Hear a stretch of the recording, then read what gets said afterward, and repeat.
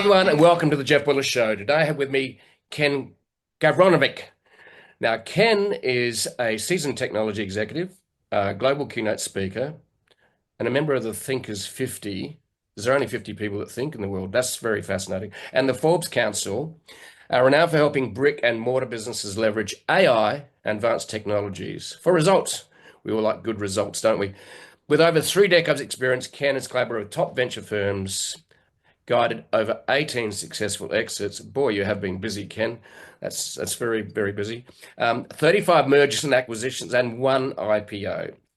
So Ken's expertise spans iconic brands like Disney World and 7-Eleven. I'm not going to try and explain the rest of it because I just want him to tell his own story. So Ken, welcome to the show. And you're dialing in from Georgia in the USA, and I'm dialing in from the little town of Sydney in Australia. I'm joking, by the way. We've got about 5 million people here, but yeah. Anyway, so Ken, how'd you get into this entrepreneur thing, and where did it all start from? And I think, as we had a quick chat before we started, is that you sort of dipped into being an entrepreneur, then not being an entrepreneur, working for companies, and then going back. So, and today you actually have a company called Product Genius that uses AI to get insights about what companies should be doing. So, Ken, how did this all start, this entrepreneur inspiration? Was there an aha moment going, oh, I want to be like dad or mom? Where did it all start? So, Jeff, first of all, thanks for having me on the show. Sydney is beautiful. I think isn't that also we have that beautiful like opera house and you go across? Is it that my thing? Yeah, right. So, Yeah, yeah. we've got another iconic thing apart from the Opera House. Its nickname is the Coat Hanger, which is the Sydney Harbour Bridge, where we generally welcome the world first on New Year's Eve. Uh, Yes. yeah, because we actually live in the future in Sydney. We don't tell the Americans that because that'd be disappointing. Well, I gotta say, I've been over to your country a couple times, loved it, beautiful, just like going in that harbor, remember it. So thanks so much for having me on the show. Glad to jump in those questions. Just as an FYI, Thinkers 50 is a pretty neat organization. If you ever heard of like Marshall Goldsmith or some of the thought leader books, like you're sitting in a room and it's more than 50. They call it Thinkers 50, but it might be 200 of us. But you're sitting with like literally the business thought leaders across the world. And Yeah. I also wrote an Amazon bestseller around business transformation. So that's how I got into that. So let's Okay. dig into some of the questions that you mentioned. Hopefully be helpful for some of the readers. And again, if I could help anybody else, I'm all about giving back. So I think your first question was like, what's the inspiration? And I think that's a really important question, because for different people, sometimes it's money, sometimes maybe your parents, like I want to do as good as them, expectations. I would say for me, it was, and it's interesting because I didn't really understand this to years of therapy, much, much later, is I grew up really, really poor. And so, like, I grew up and I was very, very smart. So I always tested great, but we just didn't have a lot of financial resources. And so I would, go to the kids with the honors classes and I'd be like, man, like, I like that lifestyle. I like my friend's house that I went to. And so, as at a very young age, I was like, money, that's the success. And by the way, for any of you who are listening to this, I'm just going to tell you, wrong idea. Money gives you choices, does not make you happy. That's all it does. So, in my early 20s, I was relentless that the path to success was for me to make a lot of money. And the skill I taught myself was programming. And I was one of those rare people, as you know, if you've had technologists, and it's very rare to have somebody who's kind of a salesperson slash product person slash technology. And so I was kind of blessed with that combined skill set and a deep motivation, my goal was always I want to be a millionaire by 30. And so I was like hell bent, like that's what I want to do. And so I kept looking for opportunities at a young age that I thought would grow, which brought me into all kinds of interesting adventures. And if you like, I could start sharing with some that, hopefully will be interesting to your listeners. So you taught yourself programming. So did that mean you lent into getting an education and a degree in, computer science? Is that where you initially started? What was your first? Yes. So Yeah. it started with computer science at a school called Texas A&M. And I was probably 21 or 22, and I was working at a company. And back again, to date myself, I was 21, 22. People were faxing documents. And I was like, wow, that's super inefficient. I could write some software. And I built software that allowed people to send it straight to it, which again, this is really old technology. But by 23, I had partnered with a business person and we did $2 million in sales the second year. And he's like, why don't you just do this full time? I'm paying you more than your parents make combined. And it was really great, except I wasn't smart enough to ask for ownership. So he was doing fantastic. He put like $1.1 million in his pocket the second year, and I owned nothing and got nothing from it. And so it was I had a lot of lessons, from like 20 to I'd say 26. I literally made other people tens of millions of dollars, but I didn't have that, that father figure that understood business and said, gosh, it's your idea, it's your packaging, you wrote the software, you should have ownership. Until I was blessed. I remember I was in New York, and this really nice guy named Bud Goldman, who also was an entrepreneur, came up to me and he said, I was referred to you by somebody else, and they said you're a really smart young man, and whatever you want to do, I'm going to give you half the business. I'll fund whatever idea you have. Let's go. Mm-hmm. Which was nice, right? It was nice that he did that. So we built a business that I would say was a really nice first, second base business where I started to have some money. I was living in New York, and just like Sydney's a major town, New York, I grew up in Texas, so it was a really learning curve to go from small little Galveston Island in Texas to the middle of New York City. Like, I learned a lot about business during that time.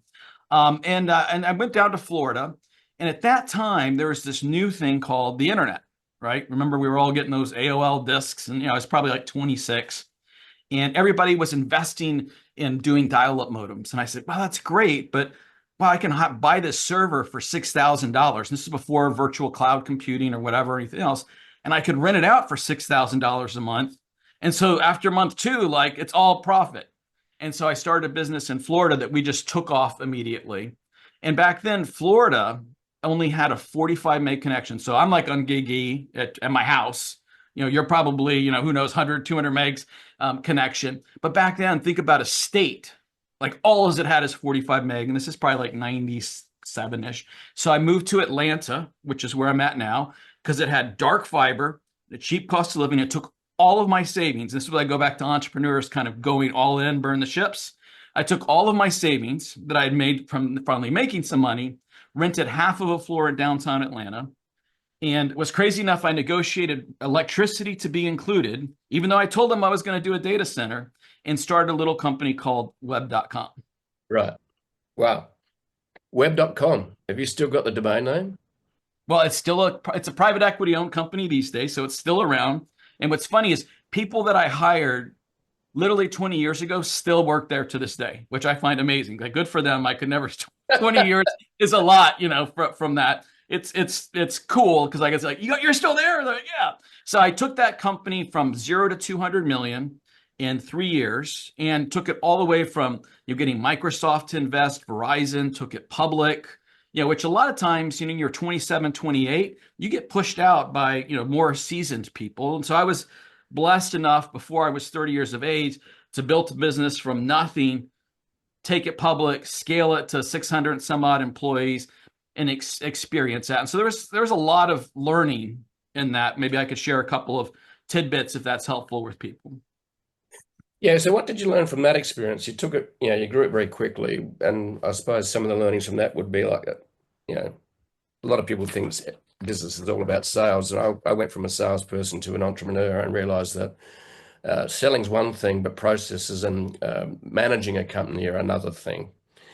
So what did you learn at web.com, which is basically, sounds like to me, a very early data center web hosting company? That's right. It was web hosting before virtualization, all those type of things. So, all the ISPs resold our service. And I would say this is the common thing you'll see with the other ones is, first of all, is cast a vision of where you're going. Yep. Days like, jumping up on top of the desk and getting the whole team, the whole company that we're going to break through. We're going to be better. We're going to fight through. We're going to fight bigger competitors, and kind of instilling that authentic, like, go get it spirit. So I think, to me, is authentically communicating your vision. So you have to be a good communicator to your teams. That's one thing I see a lot of times smaller entrepreneurs is that they're really good in their head, but they're not really good at communicating that vision of here's where we're going, right? Yep. The next thing is I was always data driven. So you could tell me you love me and pat me on the back and all those kind of things, but at the end of the day, what are the metrics that we're using to run our business? And is it moving in the right direction or not? I think that's also something that you often see with young entrepreneurs or first time, or even I've seen this even quote experienced people, is they tend to like the people that like them, Yep. and there's a bunch of personalities, studies that you and I could talk about. But what does the data say? Are we hitting our sales number? Are we, how do we know that we're building great software? How do we know we have a good development team? How do we know we have a good sales team? Those are questions that I asked at an early stage, which I think really, really help, grow the business. Right. So web.com sounds like success. What did the exit look like on that? Was that so did you put it up for sale? Did someone approach you? Great question. So it originally was Interland, and we merged it with a company called Micron PC. So we took two public companies, mashed them together. And back then, this is before the PC business imploded, which I didn't understand how bad the PC business was going to be. So like Gateway, back we think that was a company, all those guys were all talking to me. And I'm like, wow, why are all these PC manufacturers talking to me? And it turned out that they all saw that their business was imploding. Company called Micron PC had bought a bunch of like 13 different hosting companies, and they were about 200 million. I had organically built my business to 200 million. So I talked to the CEO, we merged those together, and we renamed it web.com. I stayed on a couple of years later. And to answer your question is, I was blessed to have life-changing money, which, going back to, goals, one of the things I always coach people is, be careful about your goals, because in that case, I was like, great, I checked off all of my goals. And then I found myself kind of empty, right? Like, what's next? How do I do that? And that's maybe another important lesson maybe I'd love to share for everybody to consider. So let's dive a little bit into that. And because once you get to a certain level of money, that gives you options, that gives you flexibility, puts food on the table, roof over your head. You can go and travel a bit. Sort of going, well, what's next? So what did you discover about happiness in the middle of a lot of money? Well, I think it took me a little while, because again, I didn't even realize the traumatic childhood. And, that's like a lot of times people don't realize that if you have a very tough childhood, there's a filter that you don't even quite understand that's there that filters the way you have to do it. So like in my case, I built a really amazing house. After a couple of years, I'm like, why did I buy this amazing house? I don't need this amazing house. I like a nice house. I want to raise, I've got kids. I want to raise them in a great neighborhood. But I'd much rather travel, getting those purposes. So one of the things I coach, a lot of times, young entrepreneurs, or I'll give you an example. A couple of years ago, I worked with two 25-year-old Columbia grads. So I was the adult supervision. They had a startup. It was VC backed. When I joined, it was 4 million. We got it to 10 million and sold it for $80 million. Great exit for me, great exit for them. But one of the things I tried to share is, like, think about things differently. And this is the thing that I would share with everybody is, I think we're often wired to where we want to go and then how, right? Mhm.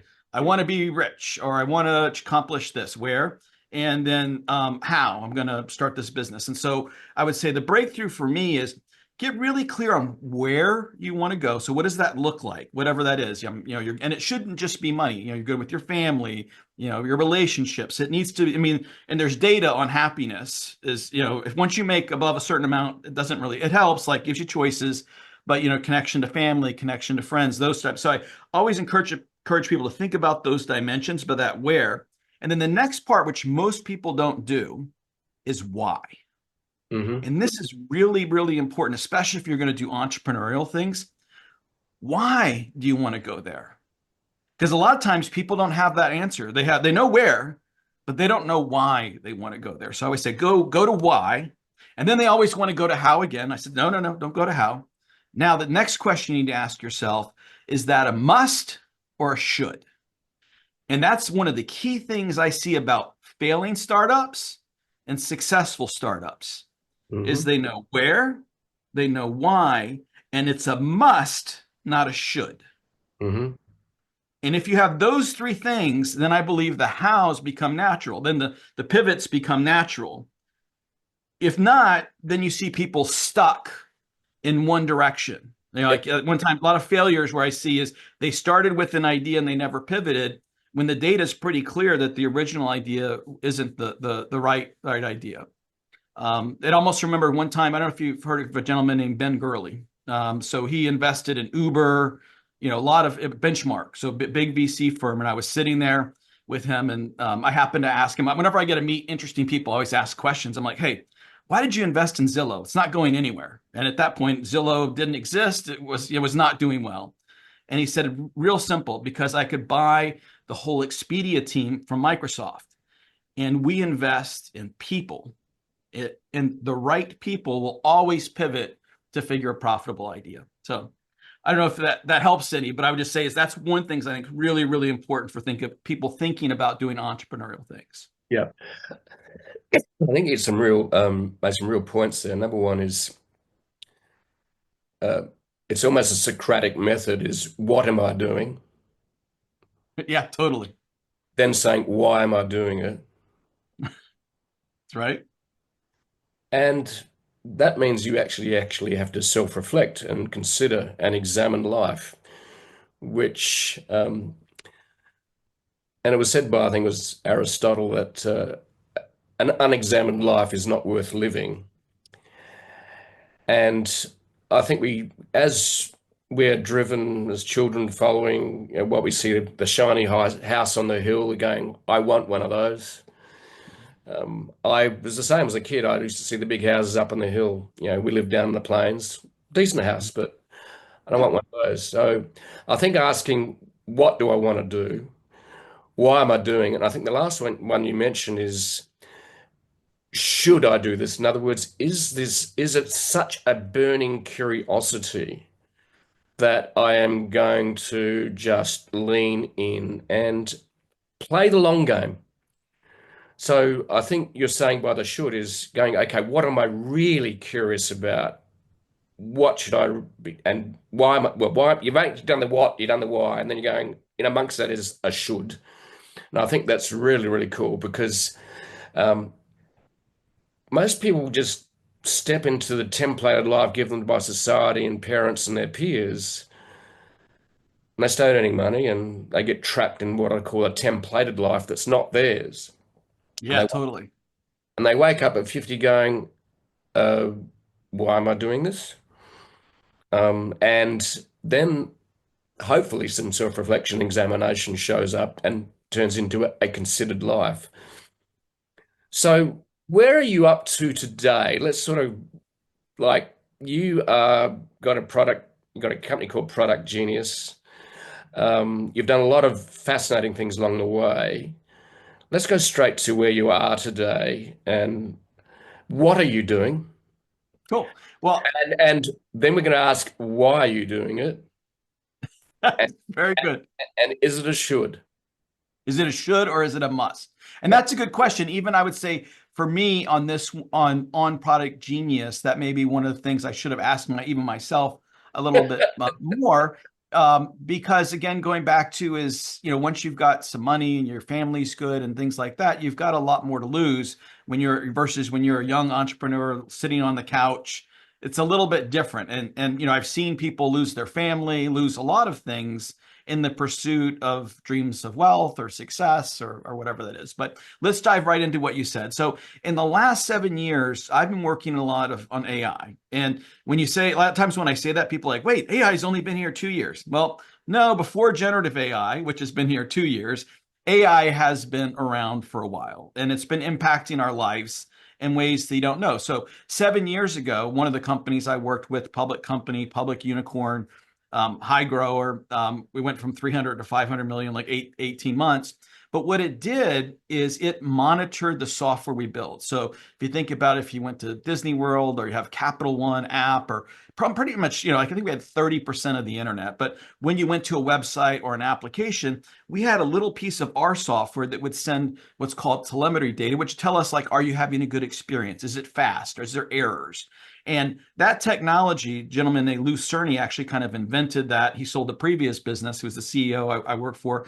Brilliant, brilliant person. But he's like, wow, if I can get this pieces of data, then I know if software is good or not from a consumer experience. And then we can correct it before that. So I'm going to tie it into AI in just a moment. So what's happening, the reason why when we go to websites, they don't break repeatedly, especially big commercial ones, smaller ones might, is because behind the scenes, they've all bought one of, now there's 20 solutions that do this. And when I was at New Relic, what was happening is there's all of this data, literally 2 billion events we were taking in per minute. So massive, massive scale. But what that meant is sometimes there was false alerts. So developers are getting called like, hey, there's an issue, but it really wasn't an issue. Or they weren't getting called and there was an issue and it was a small issue that was getting bigger and bigger and bigger. And then the whole thing falls over.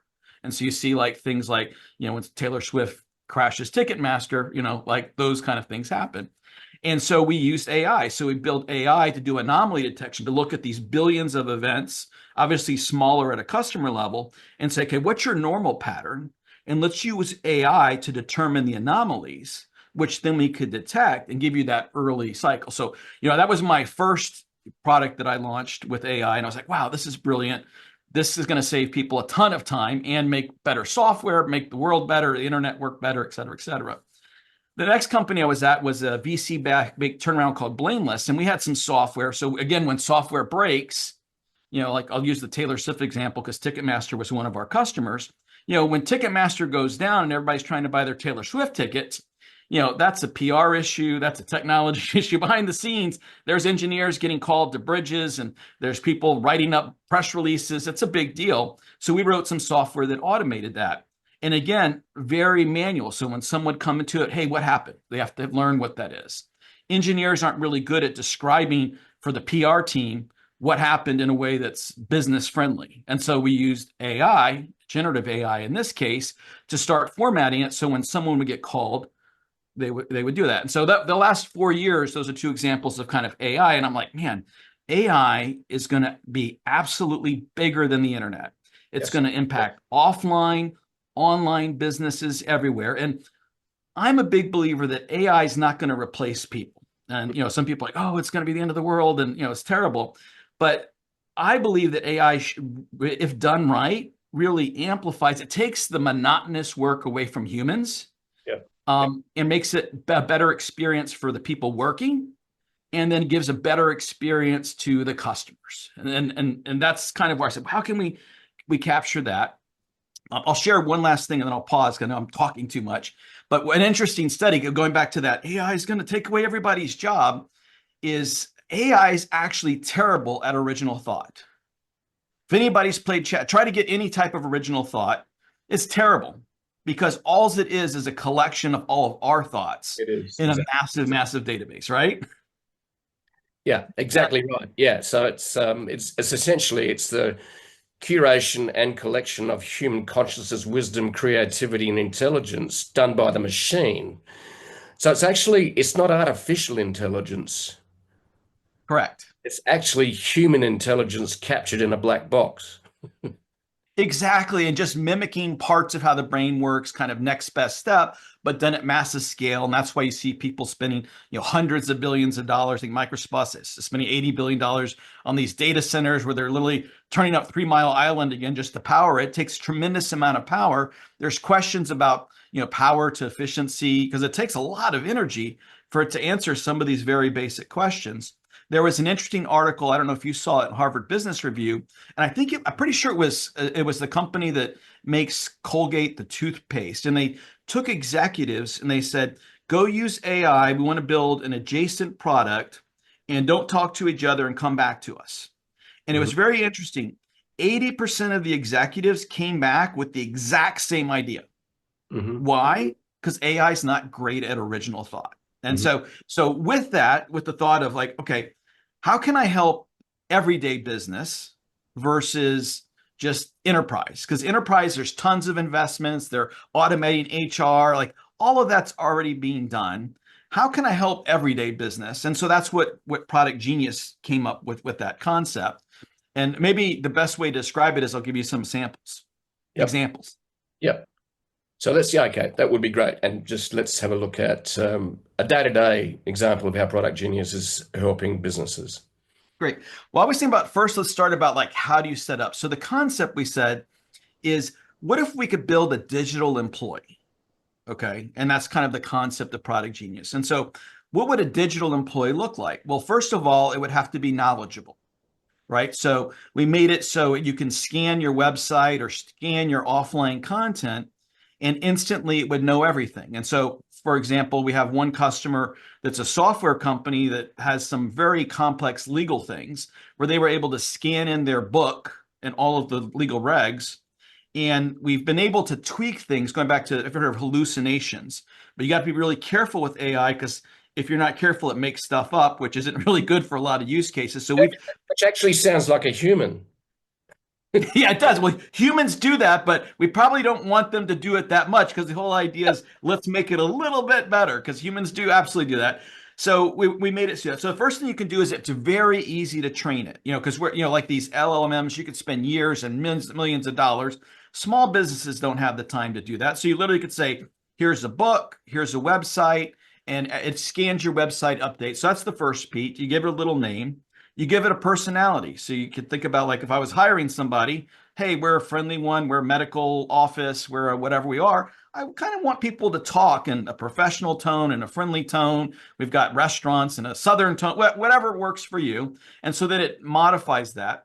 And then we want it to be able to it communicate in ways that make sense to the human being. So now let me give you an example of what all that means, if that makes sense. So picture you're at a bowling alley, right? Today, if you have a bowling alley, and the pins get stuck, then maybe you're smart and you know how to push that little reset button, or you don't. If not, you kind of walk to the front desk and you say, hey, I'm on lane 2, the pins are stuck. They get on the radio and they say, hey, customers have an issue on lane 2. Whoever's supposed to do that eventually walks over to lane 2 and says, hey, what's going on? And then you say, well, I already did the reset. You tell everything you just told again, and then hopefully they fix it. Maybe they log that lane 2 has an issue. They're probably supposed to. Maybe they don't. And the next customer has another problem because behind the scenes, lane 2 has an issue. Well, with Product Genius, there's a QR code sitting right there, and you can scan it, and it can either talk to you or type to you, whichever you want. And it would say, hey, Jeff, how can I help? And you could say, the pins got stuck. Oh, I'm so sorry you're having that problem. Did you press the reset button? Yes, I did. Okay, great. I'm going to get somebody on that. Would you like me to update you on when they're going to be by? No. Yes. What's your text? What's your cell phone number? Here's your text. And then behind the scenes, an AI literally gets on and say, hey, it's Alice. Let's say you called it Alice. Gets on the radio to everybody and says, hey, this is Alice. There's a customer on lane 2 that's having an issue. I already asked them to double check. Did they push the reset button? They did. And they want to know about how long somebody's going to be there. Any of the employees can then say, hey, Alice, tell them I'll be there in about 15 minutes, and done. So you as the consumer, instantly you get a text that says somebody's going to be there in 15 minutes. That person shows up, knows you already reset it. You don't have to repeat yourself. And then what's really cool is now it's building the pattern. So now AI knows that we had a problem on lane 2 on Tuesday and on Wednesday and on Thursday. And so now I can notify the owner, hey, in the patterns of your business, we're noticing that lane 2 repeatedly is having issues with customers. So now instead of them eventually figuring it out, they figure that out in real time. Same thing if it was like a game system, hey, the thing ate my token, or you're at the bar, or even upsells. Hey, gosh, bowling's is super expensive. Oh, I'm so sorry it's expensive.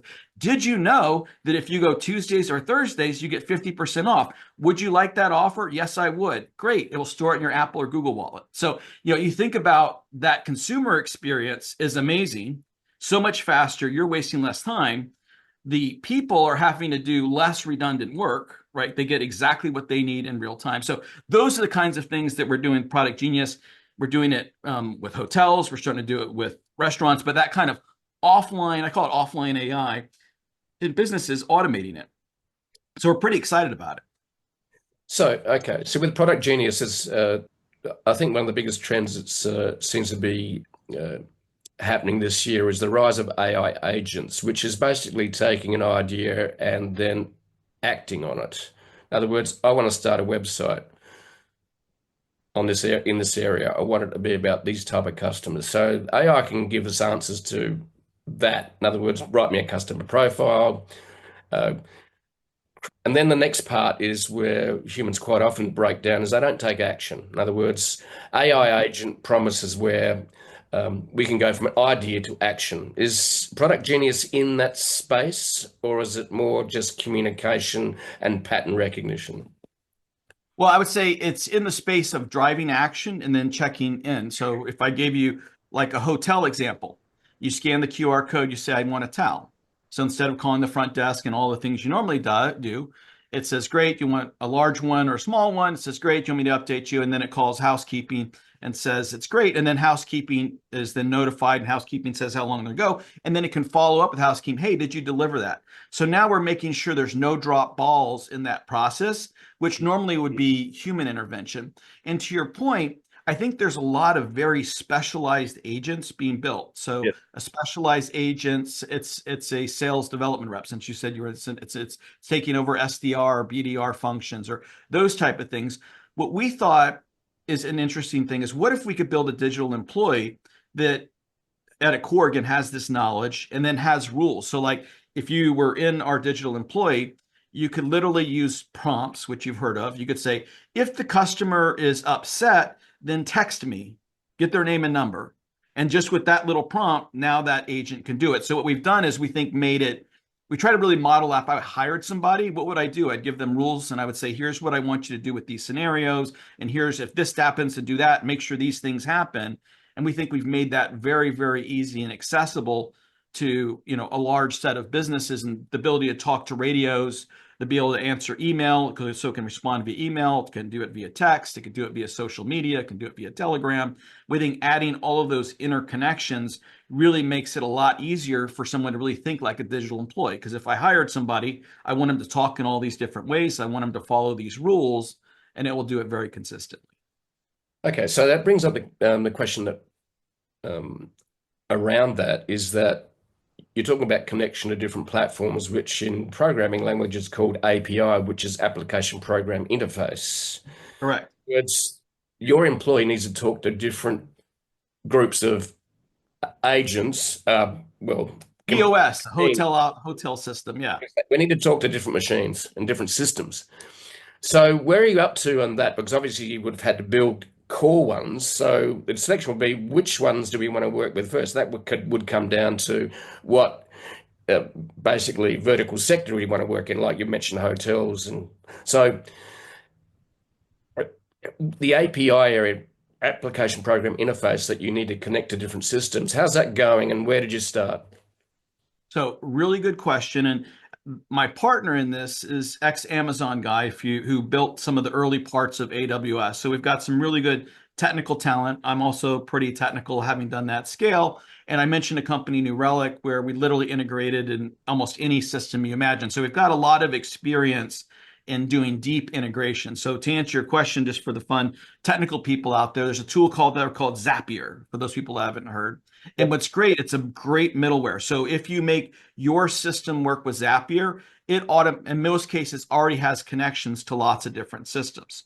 Yeah. In the situation where Zapier, it doesn't work, we've built something where we can very easily integrate with very targeted hotel systems or POS systems in a way that AI wants to work. Because it gets a lot more complicated, because going back to, let's say you wanted to order something on a menu and that's what you wanted to use your employee. Well, then we have to query your POS system to find out what's on the menu and make sure we're communicating it and giving the AI, we use OpenAI. So when we ship up all that data, we have to actually pull that information out of the POS first that's relevant to what you're trying to do and ship it. And that's where a little bit of the secret sauce gets in there and trying to do that at scale. But so yes, it is a little, the integrations are one of the biggest challenges with these type of things.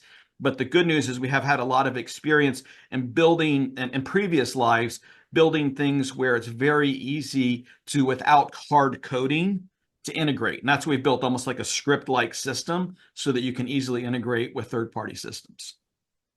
Okay, so just to wrap it up with a couple of questions. We've been talking AI for business. What excites you most about AI, and what maybe you think is the most immediate? Because it's very hard to predict the future. We don't know what applications can be used for, because human creativity continues to surprise all of us. What excites you most about AI for business?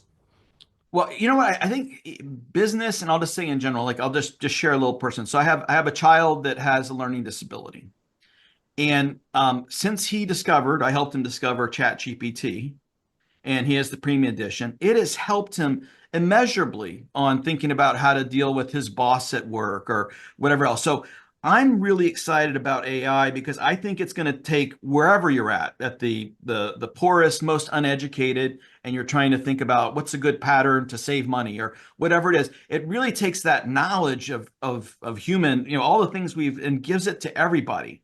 And I think that's where you see cool things happening like business, what I'm describing. Or, think about ChatGPT. People are saving millions and millions of dollars having ChatGPT review contracts. If you think about, this example with mental health, there was a study recently on looking at x-rays, and the AI hit about an 88% accuracy. The experts hit about 82%. So you think about diagnosing health. You think about what Elon Musk is doing when you see him landing all of that is being powered by AI. So what I think about is humans are always going to have amazing ideas. We are the creator of thoughts. And from my perspective, I don't see that AI taking that over anytime soon. Of course, I could be wrong. But I think once you have that idea, the ability to build software faster, the ability to take that idea, to proof it, to identify, what are the pain points of your customer, I think it's just going to make humanity in every which way explode. And likewise, similar to the web, if you don't embrace AI, your competitors will, you're going to be in a lot of trouble. Yeah. I think you mentioned two thoughts there that I find exciting personally. I don't see AI as a threat, but any technology will be used for good and for evil. You don't have to look at dynamite, you don't have to look at nuclear energy, and the list goes on. Social media, we thought it was a force for good at the early stages, and now we're seeing that it's actually accelerating depression amongst many. It's consuming our time, it's distracting us, stopping us from doing deep reading, deep thinking. But I think AI at the positive level, and I'm an eternal optimist, but a quiet skepticist or skeptic. I think it does, and I call it a double A, right, which is what you've exactly mentioned. It both amplifies our humanity and is accelerating our humanity. And that's what's exciting.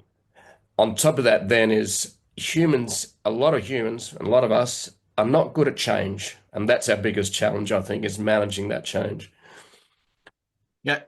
Jeff, first of all, well said. And just on change, I think that is going to be the biggest thing, because I actually even, a lot of software developers don't want to use AI to write code faster and better. They want to figure out how to solve the problem originally.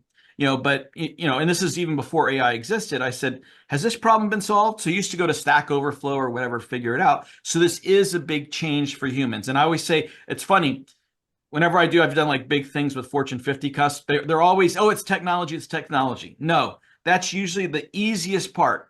People, process, and technology. And that people and process part and change, that gets us a lot of times. That gets businesses. I've seen businesses like fail on transformations and blow $50 million because they thought they had a technology problem versus a people and process. And so I've been blessed to do that a lot in business and like say, hey, the world's changing, this company's changing.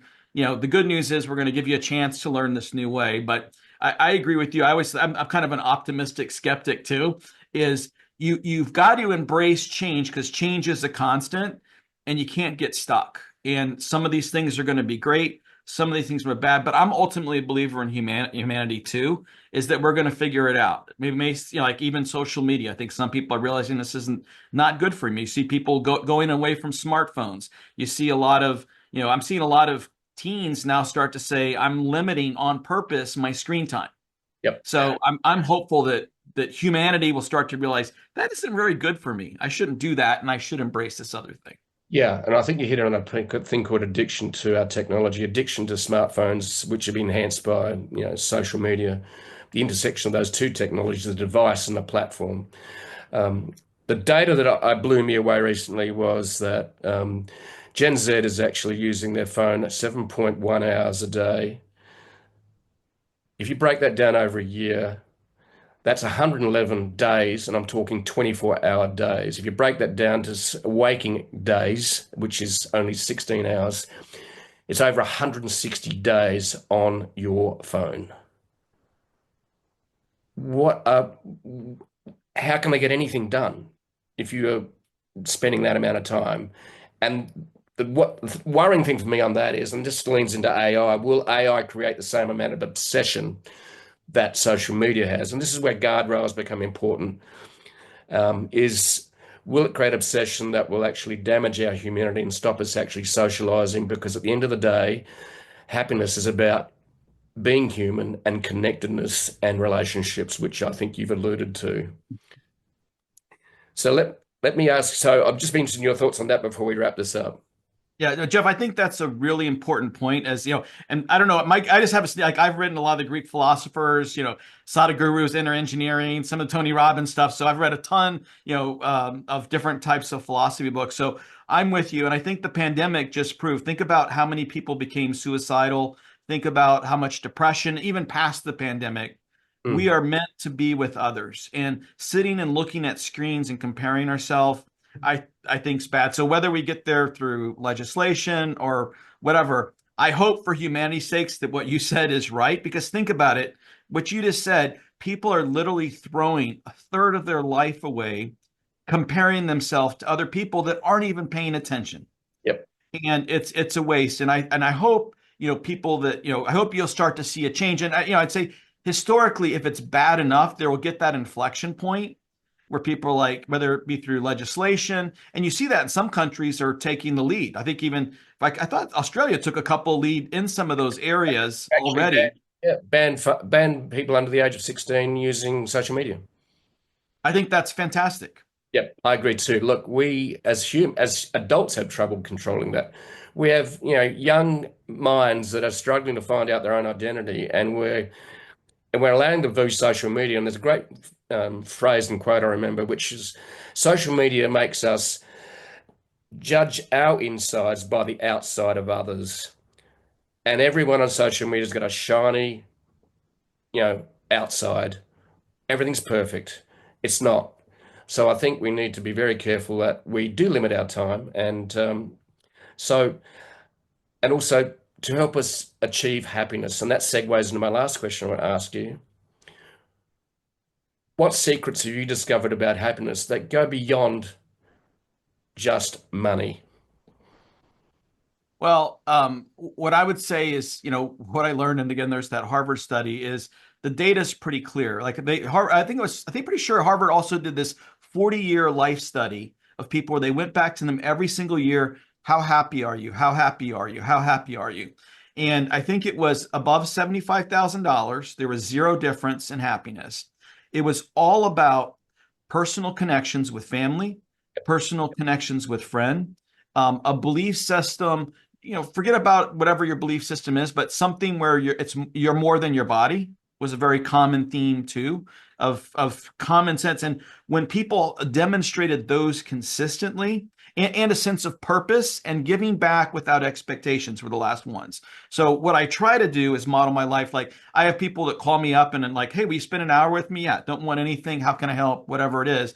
But I think that giving back, that connecting with people, that doing things selflessly, like these are not only just called good human traits, but the data is pretty clear. That leads to actual fulfillment. Because you and I have probably seen it. I've met a number of billionaires in my life that in some cases are some of the most unhappy, in some cases horrible people that I've ever met. And I've met ones that, are actually the opposite. They're great. They're amazing human beings. I met one time the founder of Chick-fil-A. great human being, giving, drove around in a simple truck. He's not better than anybody else. So that's what I would say. I think that kind of giving back, that human connection. And I hope people really emphasize that, because I agree, social media to me, I think has turned into a poison for our society. And I think that stat on wasting a third of your life, think about how precious life is. So I hope, if anything, maybe if you get nothing from our whole conversation, AI is good. A lot of great things are going to happen. Hopefully people start to use AI in a positive way to help humanity versus hurt it. Exactly. And I think we're just going to keep that intent in mind and essentially realize that nourishing human relationships is where true happiness starts and continues, and also fulfillment in doing what you love doing and what, as Joseph Campbell said, following your bliss. And I think you're following your bliss, you're following your curiosities, and great to see your smiling face from the other side of the world. And thank you very much, Ken, for your sharing of your wisdom and experience and hearing those stories. Thank you very much. Thank you, Jeff. Love the conversation. And my guess is we looked at our book collection. It's probably very similar. Take care. Thank you.